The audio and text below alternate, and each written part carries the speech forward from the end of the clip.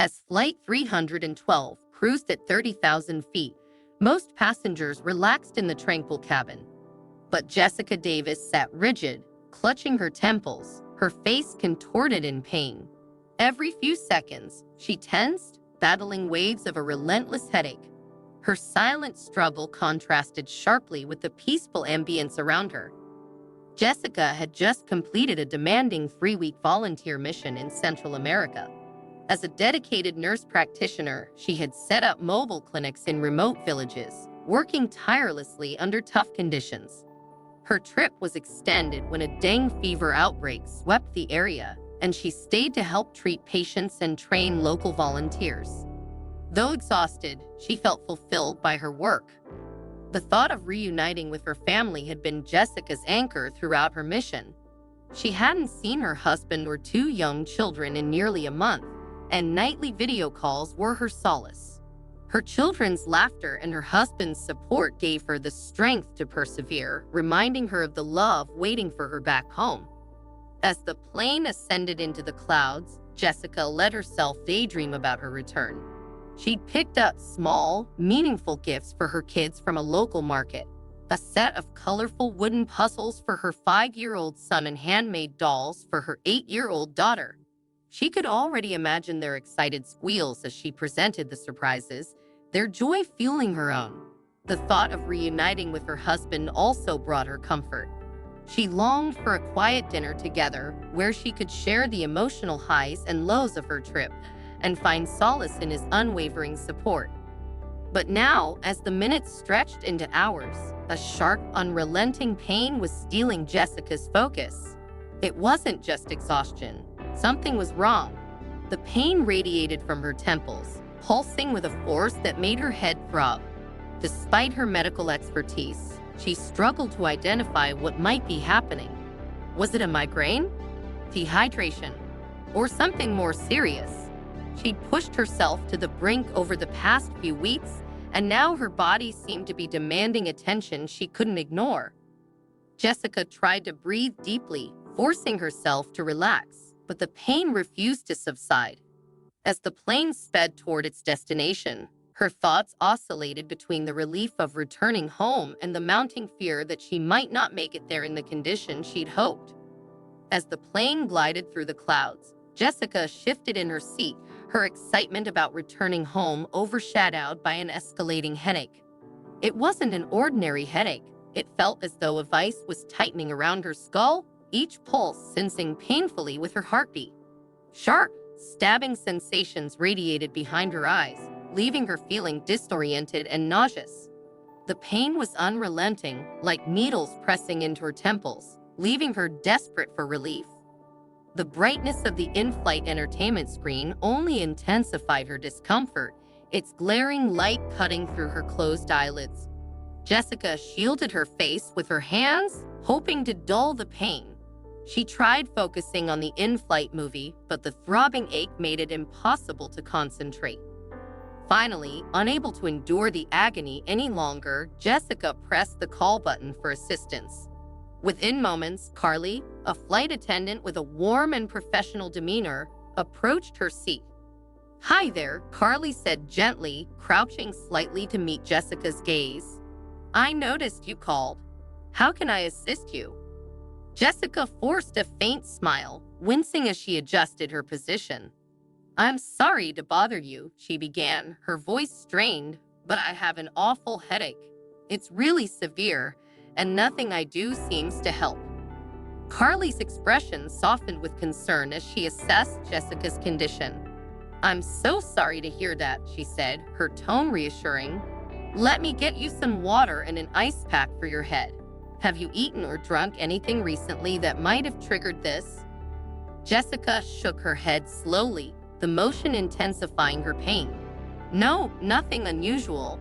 I've just been trying to rest, but it's getting worse." Carly nodded.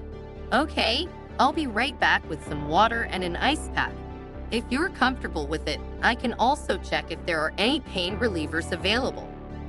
Jessica exhaled a small sigh of relief. "Thank you," she whispered, grateful for the attention. Carly quickly returned with a bottle of water and a neatly wrapped ice pack. She handed them to Jessica, offering a few calming words as Jessica placed the cold compress against her temples. The sensation provided a momentary reprieve, cooling the searing heat that seemed to radiate from her pounding head. Carly also checked with her colleagues to see if any over-the-counter pain relief was available. As the minutes passed, Jessica leaned back in her seat, feeling slightly steadier. Carly returned, crouching once more to check on her. "How are you feeling now? Is the ice pack helping at all?" she asked kindly. Jessica gave a weak nod. "A little," she admitted. "It's still painful, but the cold helps take the edge off." Carly smiled gently.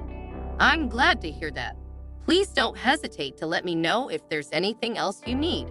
We're here to make you as comfortable as possible." For the remainder of the flight, Carly checked on Jessica periodically, her attentiveness offering some comfort amidst the relentless pain. Though the headache lingered, Jessica felt reassured knowing someone was there to help, reminding her that even in her discomfort, she wasn't alone.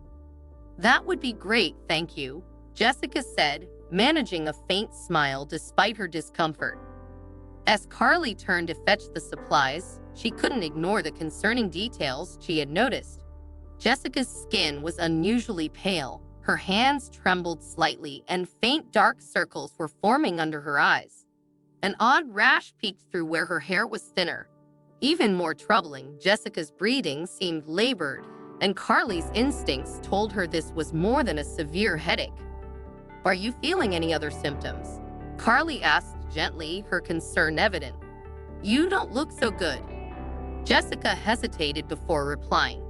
"Now that you mention it, I feel a bit dizzy and my vision is starting to blur." Carly's concern deepened. Dizziness and blurred vision, paired with such an intense headache, could be signs of something far more serious. She crouched down to maintain eye contact and asked, "Have you ever experienced anything like this before?" "No," Jessica said, her voice tinged with anxiety. "This is all new to me, and honestly, it's a bit scary." Carly placed a comforting hand on Jessica's shoulder. "We're going to take good care of you. We're trained for medical situations like this, and I'll make sure everything is ready for when we land. I'll notify the captain about your condition immediately." "Thank you," Jessica said, her breath shallow. "I've been traveling a lot recently. I just came back from a volunteer mission in Central America. We were setting up mobile clinics in remote villages." The mention of Central America made Carly pause, her focus sharpening. "Thank you for sharing that, Jessica. It's important information. I'm going to speak with the captain to discuss our options. Please try to rest while I take care of this." Jessica nodded, her gratitude evident despite her worsening condition. "Thank you, Carly." Carly gave her a reassuring nod before turning toward the cockpit. Her steps were brisk but measured, ensuring she didn't alarm the other passengers. She needed to act quickly without creating panic. Once inside the cockpit, Carly relayed the situation to the captain with calm professionalism, detailing Jessica's symptoms and recent travel history. She mentioned coming back from Central America. Carly explained, "With her severe headache, dizziness, blurred vision, and the rash I noticed, there's a chance this could be something infectious. We need to prepare for the possibility of a medical emergency." The captain frowned, his expression serious. "We're about 2 hours from our destination. Let's contact ground control and arrange for medical personnel to meet us on landing. We can prioritize her evacuation." Carly nodded. "I'll make sure she's as comfortable as possible and keep monitoring her symptoms." Back in the cabin, Carly checked on Jessica again, finding her slumped slightly in her seat, her eyes half closed. "Jessica, I've spoken with the captain," she said softly. "We're arranging for medical personnel to meet us when we land. You're in good hands." Jessica mustered a weak smile. "Thank you. I just want to be okay." Carly gently adjusted Jessica's ice pack and encouraged her to drink small sips of water. As the minutes ticked by, she stayed vigilant, checking Jessica's vital signs as much as possible with the limited equipment on board. Carly's calm demeanor reassured not only Jessica but also the nearby passengers, who had begun to notice that something was wrong.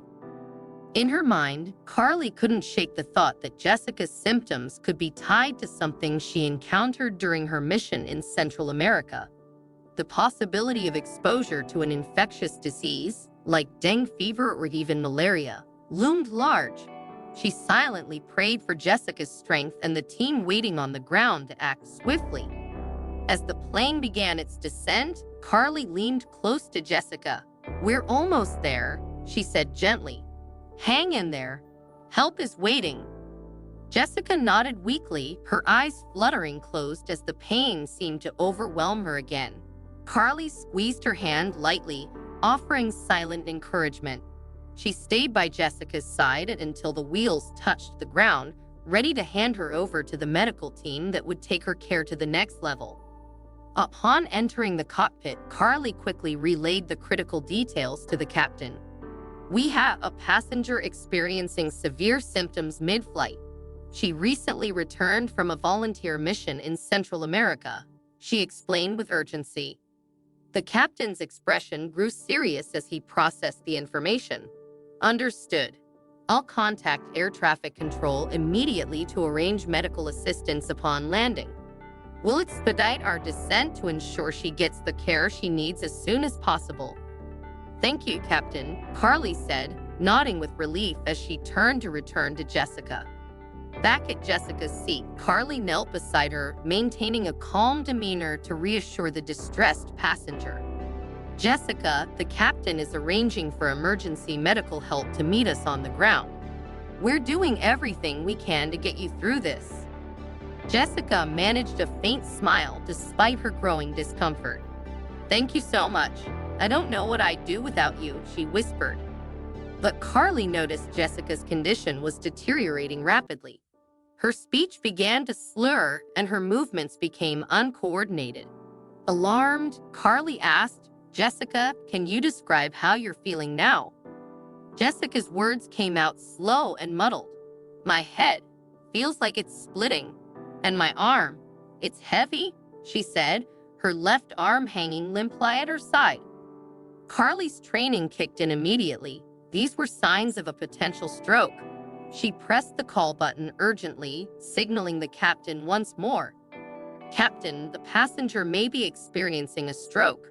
We need to land as soon as possible," Carly reported, her voice steady but urgent. The captain, already coordinating with air traffic control, responded promptly. "Understood. We're making an emergency landing now. Keep monitoring her and update me with any changes." Carly returned to Jessica's side, her focus unwavering. She gently placed a reassuring hand on Jessica's shoulder. "Jessica, you're in good hands. We're landing soon, and there's a medical team waiting for you. Stay as still as you can and focus on your breathing." As the plane descended for its emergency landing, Carly, the flight attendant, stayed at Jessica's side, keeping her calm and monitoring her condition. Despite the tense atmosphere, Carly maintained her professionalism, projecting a sense of control that reassured everyone on board. The plane landed smoothly, and paramedics quickly boarded, meeting Carly, who briefed them on Jessica's severe symptoms, recent travel to Central America, and rapid decline. "Severe headache, dizziness, blurred vision, possibly neurological with potential environmental exposure," she explained. Jessica weakly thanked Carly as she was rushed to the ambulance. Inside, paramedics noted an angry rash on her head but focused on stabilizing her critical condition. At the hospital, the team led by Dr. Abigail Hughes sprang into action, ordering a CT scan, blood tests, and infection panels. Neurologist Dr. Cameron Price joined, emphasizing the need to consider tropical diseases and toxins. Tests ruled out stroke and common infections but revealed brain swelling.